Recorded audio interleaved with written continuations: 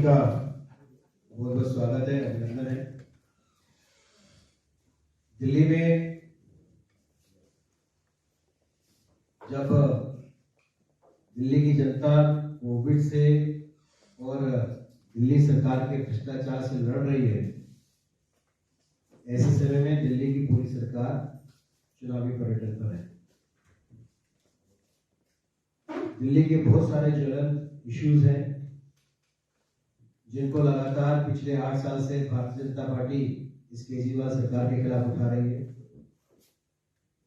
और उस पर बहुत सारी जगह, बहुत सारे मामलों में लगातार जो कार्रवाई शुरू हुई थी उसको भी रोका जा रहा है केजरीवाल सरकार के द्वारा।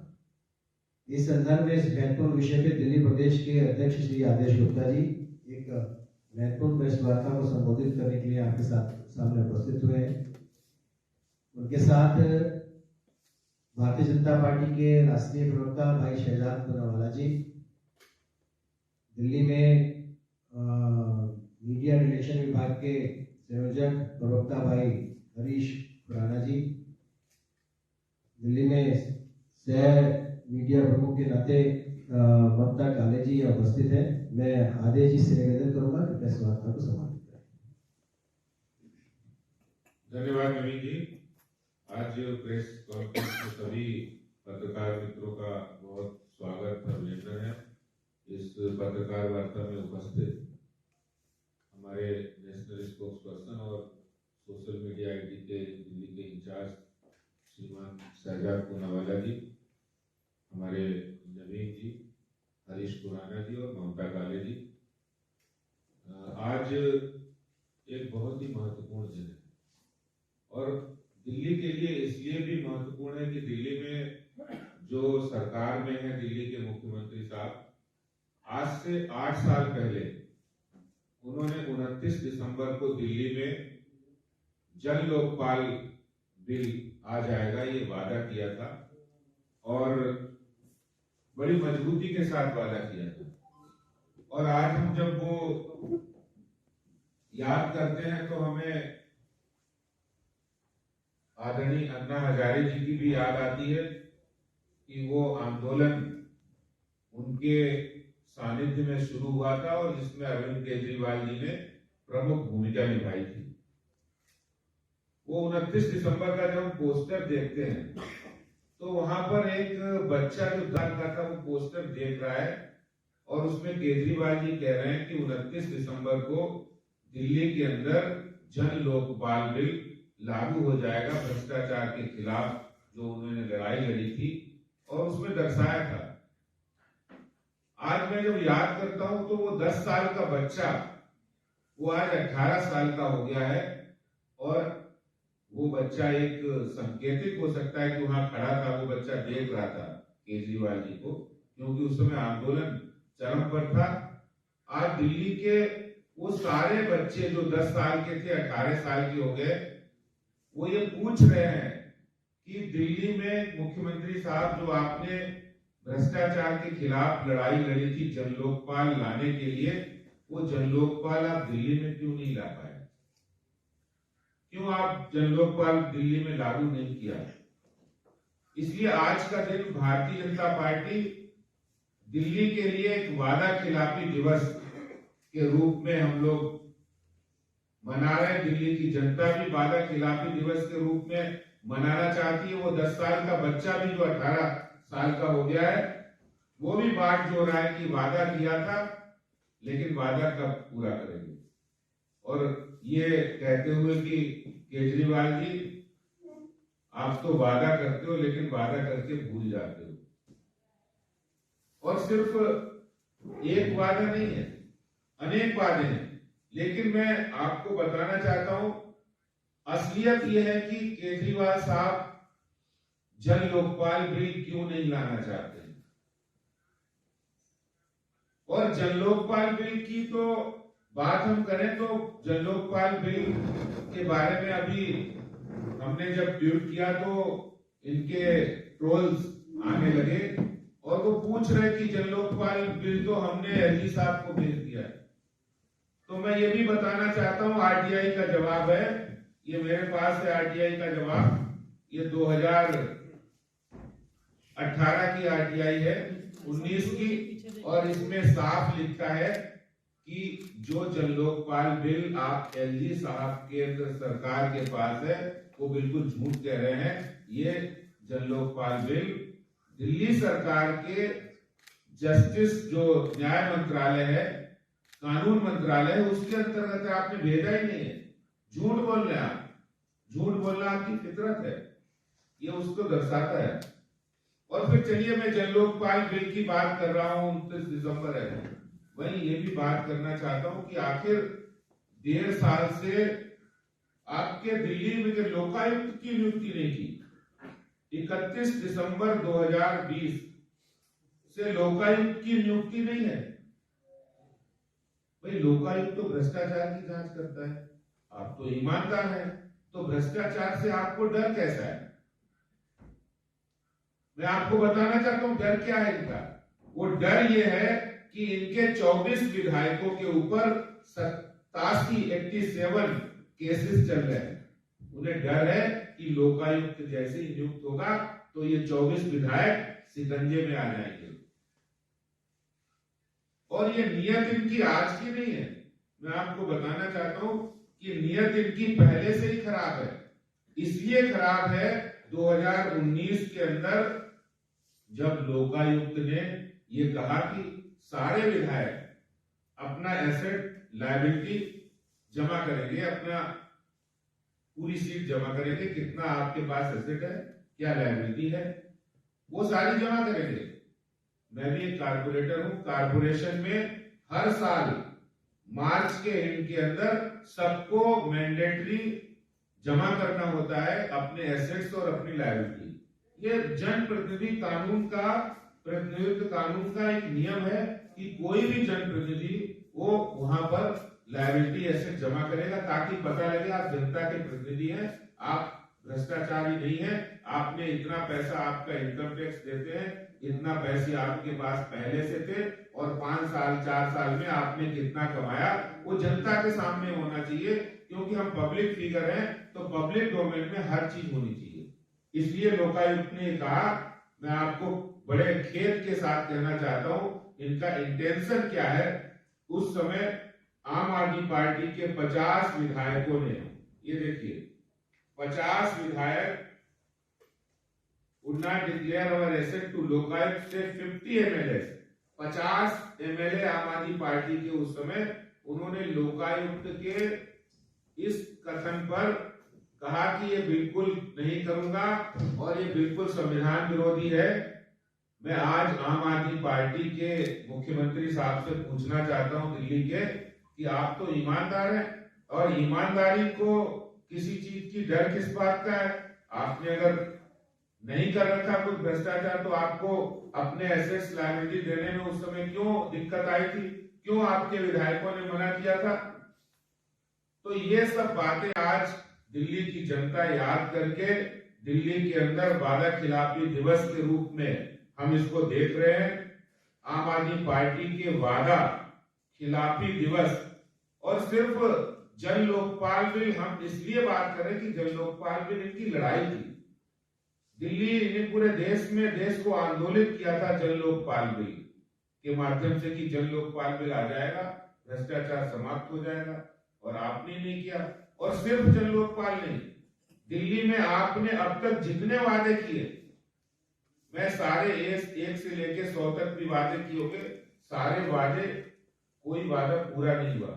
मैं आपको बताना चाहता हूं, इन्होंने कहा कि 11,000 बसें हम दिल्ली के लिए जो जरूरत है वो बाकायदा इन्होंने शपथ पत्र दिया कि 11,000 बसें अपने कार्यकाल में लाएंगे, लेकिन एक भी बस डीटीसी की बस नहीं ला पाए। क्यों नहीं ला पाए?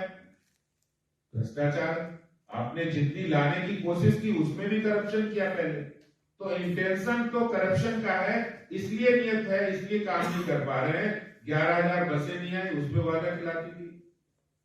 दिल्ली में आपने 2013 में मुख्यमंत्री साहब ने कहा कि हम यमुना जी को इतना क्लीन कर देंगे कि लंदन की टेम्स नदी बना देंगे और वहां हर आदमी, दिल्ली का हर व्यक्ति जाके डुबकी लगाएगा। ये 2013 में कहा था। फिर 2014 में कहा चुनाव से पहले, फिर 2015 में कहा, फिर 2017 में कहा, फिर 2019 में कहा, फिर 2020 में कहा और अंतिम बार 2021 में अभी छठ पूजा पे पूरी दिल्ली के अंदर, पूरे देश के अंदर ये आया कि यमुना जी इतनी प्रदूषित है और साफ करने की जिम्मेदारी दिल्ली सरकार की है।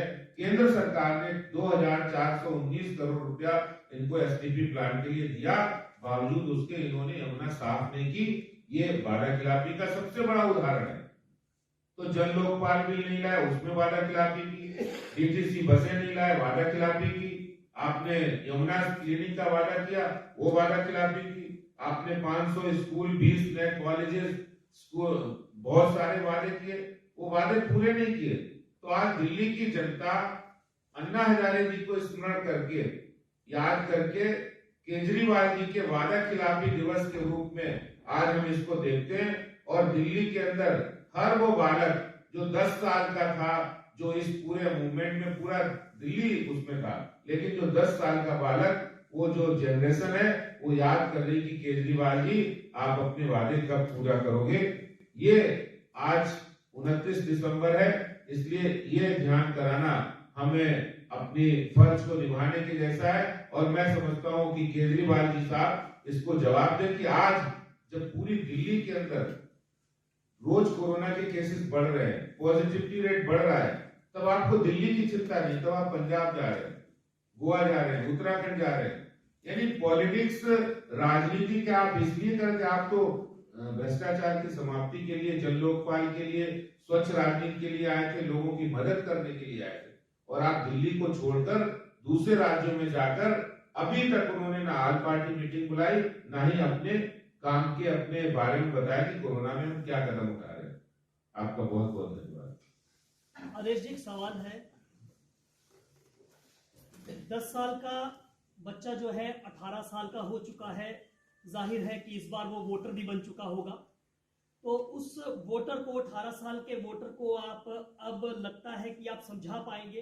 क्योंकि ऐसा युवा जो 23-24 साल का हो चुका है, उसने कभी भी दिल्ली में भारतीय जनता पार्टी की सरकार नहीं देखी, बावजूद इसके कि आप लोकसभा में भी हैं, बावजूद इसके कि आप जो है एमसीडी में भी है। क्योंकि चंडीगढ़ में जो रुझान आए हैं, चंडीगढ़ का जो रिजल्ट आए हैं, उसमें उनका ये कहना है कि ये बदलाव का एक द्वार है। और अब जो है हम दिल्ली नगर निगम भी कब जाने जा रहे हैं, दिल्ली नगर निगम में भी आने जा रहे हैं, तो इस पर आप क्या कहें?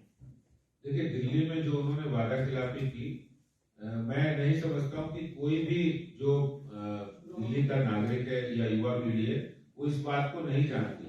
आज प्रधानमंत्री मोदी जी और बीजेपी की केंद्र सरकार कोई वादा करती है तो उस वादे को हकीकत में बदला है, पूरा किया है। इसलिए हम पूरी तरह से दिल्ली के जो मुख्यमंत्री साहब हैं, जो ये पंजाब जा रहे हैं, उत्तराखंड जा रहे हैं, उनके लोग भी समझ रहे हैं कि वो वादा पूरा करने वाले नहीं है। जो वादे किए उन वादों पे कभी खरे नहीं उतरे, इस बात को सब लोग समझ गए। आदेश जी, जैसे वो वादा खिलाफी के जरिए आप बताना चाहते हैं कि केजरीवाल सरकार ने क्या क्या नहीं किया, लेकिन जो नया है, जो युवा वोटर है, उसे एमसीडी चुनाव को लेकर के आप कैसे अपने पक्ष में कर पाएंगे, इन मुद्दों पर लड़ेंगे? देखिए, आज मैं जब अभी आपको बताऊंगा, जब हम तुलनात्मक बात करते हैं तो जितने कारपोरेशन ने स्कूल बनाए उतने तो सरकार ने भी नहीं बनाए। जितना हमने ऑक्सीजन प्लांट लगाए कोरोना टाइम में, 6 बड़े हॉस्पिटल में हमने ऑक्सीजन प्लांट लगाया। दिल्ली सरकार बताए आपने किन हॉस्पिटल में कब लगाया ऑक्सीजन प्लांट?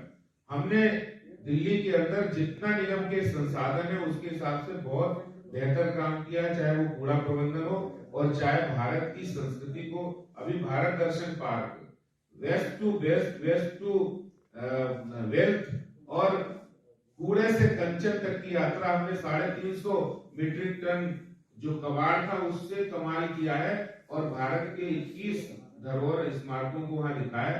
तो कारपोरेशन को आपने फंड नहीं दिया, आपने दबाने की कोशिश की, उनके काम को क्रेडिट लेने की कोशिश की, लेकिन कारपोरेशन ने हिम्मत नहीं हारी। हमने बहुत अच्छे काम किए और इसके बारे में भी हम आने वाले टाइम में जनता के बीच जाएंगे। बहुत बहुत धन्यवाद, थैंक यू।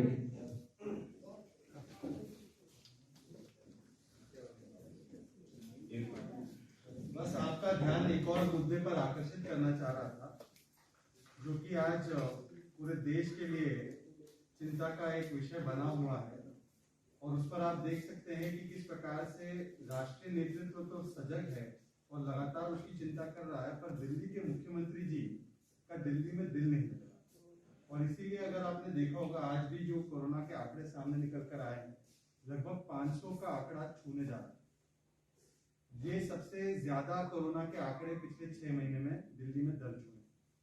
परंतु केजरीवाल सरकार और केजरीवाल जी केवल ABC जानते हैं। ABC का मतलब है एडवर्टाइजिंग करना, B फॉर ब्लेम करना, दोष देना, और C फॉर कैंपेनिंग करना, चुनाव में निकल जाना। अब मैंने सुना है, पता नहीं, हो सकता है टाल दे तो अच्छी बात है, परंतु कल वो फिर से चुनावी कैंपेनिंग के लिए निकल जाएंगे। कुछ दिनों के बाद B वाला काम, मतलब ब्लेम करने का काम दूसरों पर शुरू हो जाएगा। दिल्ली प्रदेश की तरफ से और आदेश जी और तमाम हमारे जो नेता हैं, उन्होंने कई सारे सुझाव दिए थे दिल्ली सरकार को लगातार कोरोना से निपटने के लिए, कोरोना से बचाव करने के लिए। उनमें देर करने की वजह से ही आज जो स्थिति कोरोना की हाथ से निकलती जा रही है दिल्ली में, उसका मुख्य कारण यही है कि केजरीवाल जी ने जो इनको सुझाव दिए गए थे, वो सुझाव समय से उसको नहीं अपनाया। अभी भी जो हमारी मांग है, आदेश जी ने भी रखी और बाकी दिल्ली प्रदेश के तमाम नेताओं ने रखी है कि आप ऑल पार्टी मीटिंग क्यों नहीं करते और एक रोड मैप जो दिल्ली का होना चाहिए कोरोना से लड़ने के लिए, उसको आप डिस्कस करने में, आप तो अपने आप को बड़े लोकतांत्रिक स्वभाव के बताते हैं, क्यों आपको इतनी दिक्कत है कि अगर कुछ अच्छे सुझाव दिल्ली बीजेपी की ओर से आ रहे हैं तो आप क्यों सुझावों को लेना नहीं चाहते और क्यों हकीकत जो है देश की जनता, दिल्ली की जनता को बताना नहीं चाहते। तो आज जिस प्रकार से कोरोना हाथ से निकलता जा रहा है दिल्ली में, खासकर ओमिक्रॉन के भी केसेस हो, ये दिखाता है कि केजरीवाल जी को दिल्ली में कोई इंटरेस्ट और दिलचस्पी नहीं है। केवल उनको चुनाव करना है पंजाब में, उत्तराखंड में, गोवा में, परंतु यहाँ की ना हवा से उनको ज्यादा दिलचस्पी है, ना उनको कोरोना की बिगड़ती स्थिति से ज्यादा दिलचस्पी है। तो हमारी मांग है कि ऑल पार्टी मीटिंग तुरंत बुलाए केजरीवाल जी, ताकि कोरोना की स्थिति पर पूरे देश की और दिल्ली की जनता को सही पिक्चर क्या है वो देने में दिल्ली की सरकार आगे है। Subscribe now and press the bell icon. Never miss an update.